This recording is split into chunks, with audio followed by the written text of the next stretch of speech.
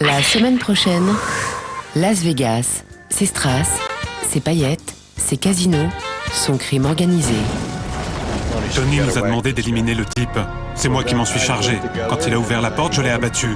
Je lui ai tiré une balle dans la tête. L'histoire vraie qui a inspiré le film de Martin Scorsese. Retrouvez un film, une histoire, Casino, la semaine prochaine, même jour, même heure, même chaîne. Tout de suite. Personne ne coupe la parole à Fabrice Lucchini pendant 52 minutes. Il y a des carrières qui se sont effondrées avec une mauvaise télé. C'est l'exercice le plus périlleux de toutes nos activités. Au pays du Parti communiste, les liasses de billets remplacent le petit livre rouge. Beaucoup de gens riches commençaient sans rien. Pourquoi pas moi? Je me sentirais si fier de conduire cette voiture. Je serais enfin quelqu'un. Au pays des traditions millénaires, la modernité se propage tel le souffle du dragon. Si nos prairies sont remplacées par une ville, je serai totalement anéanti. D'un extrême à l'autre, l'Empire du Milieu porte-t-il toujours bien son nom? Explora Chine, 1,3 milliard de Chinois vous donne rendez-vous dimanche à 20h35 sur France 5.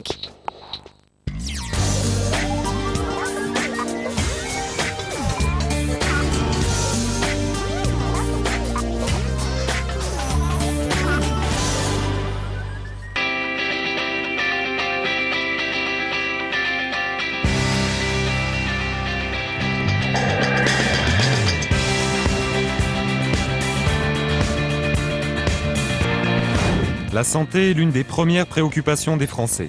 Depuis 2007, nous renforçons notre système de santé pour offrir à tous un égal accès à des soins de qualité sur l'ensemble du territoire. Nous avons de réelles difficultés d'accès aux soins pour nos concitoyens. Pour que des médecins s'installent à un endroit, il faut leur proposer des mesures incitatives. Il faut que leurs conditions d'exercice soient agréables, sécurisées, professionnellement attractives. C'est la raison pour laquelle nous comptons beaucoup sur 3 mesures. Première mesure, les maisons de santé de territoire.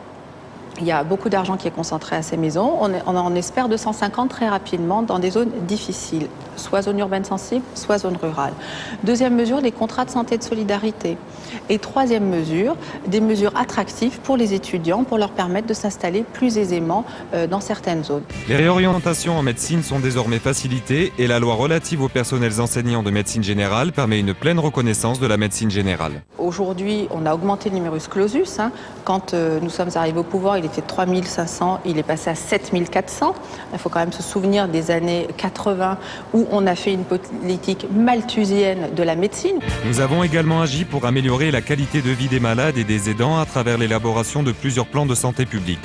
Le plan de santé au travail vise à assurer à chacun des conditions de travail qui ne mettent pas en danger sa santé. Le plan national de lutte contre le sida met l'accent sur l'importance du dépistage et la prise en charge le plus tôt possible. Le plan Alzheimer qui met en place 44 mesures visant 2 cibles prioritaires, les malades et leur entourage. Et le plan cancer vise à améliorer la formation, la prévention, le dépistage et la recherche. Ainsi, nous avons fait progresser les services de santé. 77% des Français font aujourd'hui confiance au système hospitalier.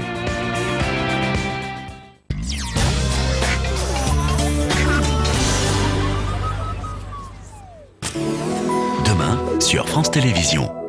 France 2, Fort Boyard. Olivier Mine reçoit de nouveaux candidats pour la bonne cause.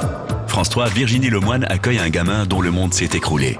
France 4, Robin des Bois, saison 3 inédite, le prince des voleurs revient comme une flèche. France 5, Échappée belle, balade en Acadie avec Sophie Jovillard. François, tout se complique à Manatea en 2 épisodes décisifs. Demain, sur France Télévisions, vous aurez tous les choix.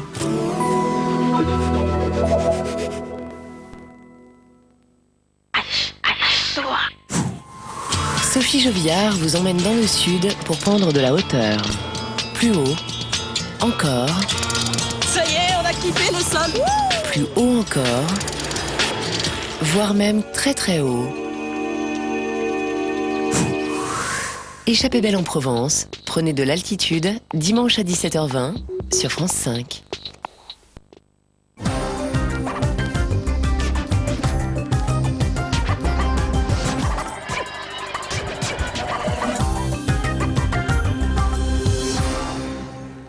Bonsoir à tous. Les anneaux de Saturne, la tache rouge de Jupiter, la Voie lactée, mais aussi et surtout les météores, c'est ce spectacle envoûtant qui nous est proposé, les météorites, c'est ce spectacle envoûtant qui nous est proposé à l'occasion de la 21e nuit des étoiles qui commence ce soir. Alors en fait, le spectacle a déjà commencé puisqu'en Bretagne, le mois dernier, à 5 h du matin, une météorite a explosé au-dessus de Rennes et on y voyait, paraît-il, comme en plein jour.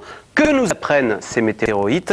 Quels sont les grands mystères de l'univers? On sait que certains objets volants restent non identifiés. C'est le sujet de cette émission, de ce C'est dans l'air, que nous avons décidé d'intituler ce soir « Soudain, une explosion dans la nuit ». Alors pour répondre à vos questions Internet et SMS, nous avons le plaisir d'accueillir sur ce plateau Alain Sirou. Bonsoir. Bonsoir. Vous êtes directeur de la rédaction du magazine Ciel et Espace. Vous publiez d'ailleurs un hors-série en ce moment consacré à la nuit des étoiles. Et votre livre s'intitule « 2012 ». La fin du monde n'aura pas lieu aux éditions Saint-Simon. Nous accueillons également Olivier Lasvernias. Vous êtes président de l'Association française d'astronomie qui est à l'initiative de la nuit des étoiles. Également présent sur ce tableau Michel Tonini. Vous êtes astronaute. Vous avez passé 18 jours, 17 heures, 46 minutes et quelques secondes dans l'espace, mais tout compte. Vous avez volé sur la navette américaine Columbia, vous êtes également allé sur la station spatiale russe Mir, et vous dirigez aujourd'hui le centre des astronautes de l'Agence spatiale européenne à Cologne, en Allemagne. Enfin, nous accueillons Pierre Lagrange, anthropologue, sociologue des sciences, chercheur au CNRS. Vous faites partie du collège du GEPAN qui recense les phénomènes spatiaux non identifiés, donc les ovnis. Vous êtes passionné par la planète Mars et vous avez d'ailleurs publié